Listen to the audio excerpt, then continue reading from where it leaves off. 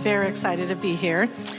So I feel like I'm in the vortex many times, and it's exhilarating and very exciting. But there's one area that I just am having challenges with. I want health, better health. And I'm having a hard time finding how to get there. The thing that's interesting about that is you can't get there from there. You can't identify what's wrong and fix it. Because the whole time that you're focused upon what's wrong, you're out of the vortex where there are no solutions. So you have to focus upon the things that are working and just hold the vibration of what's working until that then works too.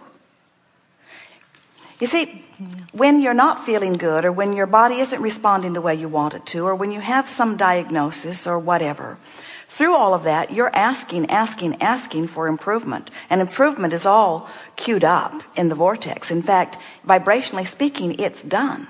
So if you can just not focus upon the absence of what you want, and you continue to focus upon other things that are working, that has to come into place too.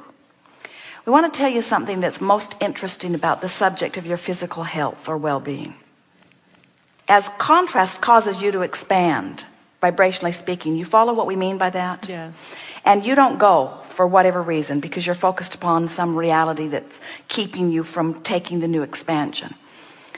And therefore you feel negative emotion. If you don't do something about changing the thought so that you release that tension, don't worry, the tension will become more. So contrast causes you to expand, but you don't go. And because you don't go, the contrast you feel it in a stronger way.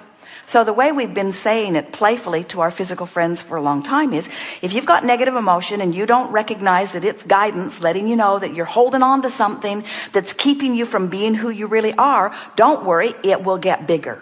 And if you still don't do something about it, it will get bigger until eventually it moves from the feeling of emotion to the sensation of physical discord. In other words, every illness, every breakdown of the human apparatus without exception is nothing more than an indicator of vibration. And the only reason it happens is because the earlier indicators, which were emotions, were ignored.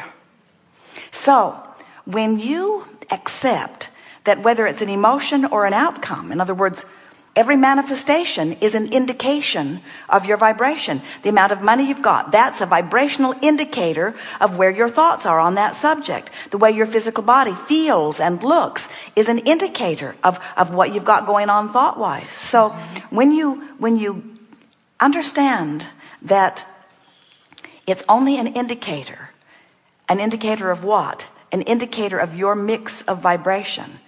And when you understand that you can change your mix of vibration, then you understand the indicator, no matter what it is, can change too. In fact, it must change too. That's why when a doctor pronounces someone terminally ill, you have something that is incurable, we scoff lovingly. But we're having none of it because there is a flawed premise at the basis of that. There's a misunderstanding because that diagnosis, real as it is, with all of those blood tests and x-rays and whatever is there, are nothing more than vibrational indicators. And since vibration can change, so can the indicators. Therefore, there is nothing that is incurable.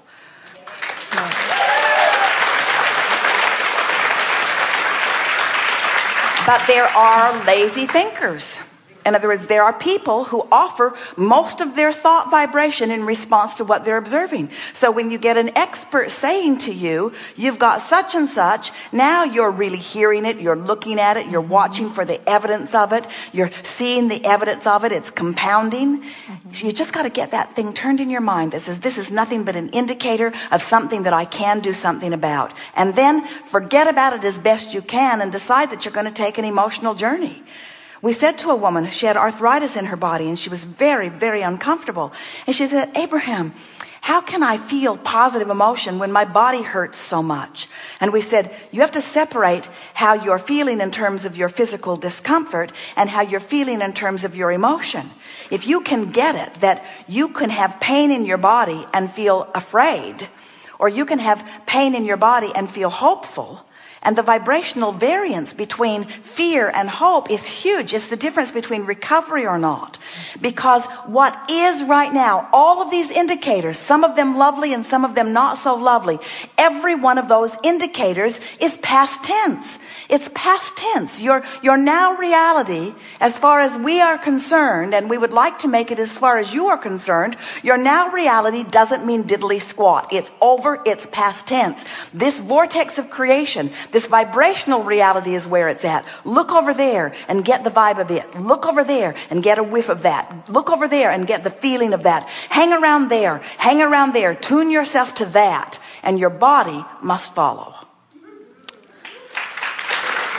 So can you provide a exercise to just get me thinking, because how to get into that thought process? We could, but you see, that's going about it the hard way. What you're saying, and Esther discovered it in the analogy that we just offered about her earlier, when a thought has you worried, then every time you choose that subject, you go right there to worry. In other words, that's where law of attraction takes you, because that's where you've been hanging around.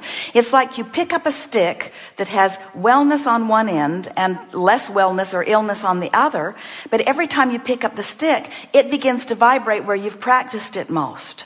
So it's easier to pick other sticks up that vibrate over here. And if you just keep ignoring that stick that vibrates over there, pick up all the sticks that vibrate over here. All the happy vibrating sticks, all the ones that vibrate in success and well-being. Just pick up those sticks until you're accustomed to vibrating over here.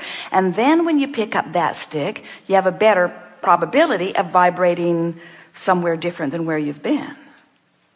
Okay, so I'm trying to understand this, because I've been meditating on health and feeling great and going surfing and doing all the things that I love to do. We know you have, but you've been also thinking about the situation. And I'm trying to release that. And well, what we've noticed, when someone said, I'm not going to think about that, they're thinking about that. I'm not going to think about that. I'm not going to think about that. I'm not going to think about that. I'm not going to think about that. I'm not going to think about that. I'm not going to think about that. It's thinking me. Feels like it's thinking me. I'm not going to think about that. I'm not going to think about that.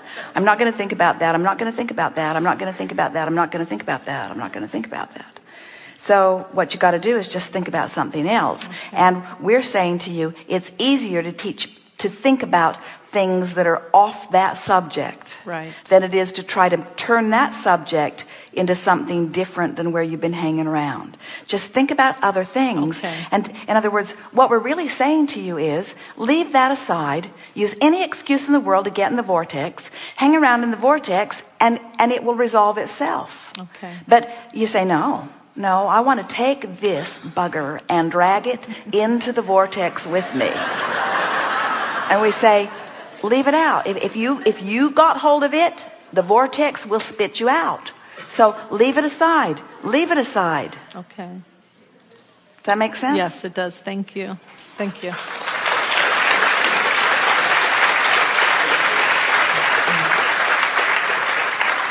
We want to ask all of you, do you believe us when we say that when you are experiencing contrast of, let's say, sickness or something less than you want with your physical body, that you send an equal and proportionate request for wellness? Do you believe that? Yes. And so if you believe that, as the larger part of you now is weller than it was before you got sick, can you accept that if you could just get into the vortex where the wellness is, you'd be well?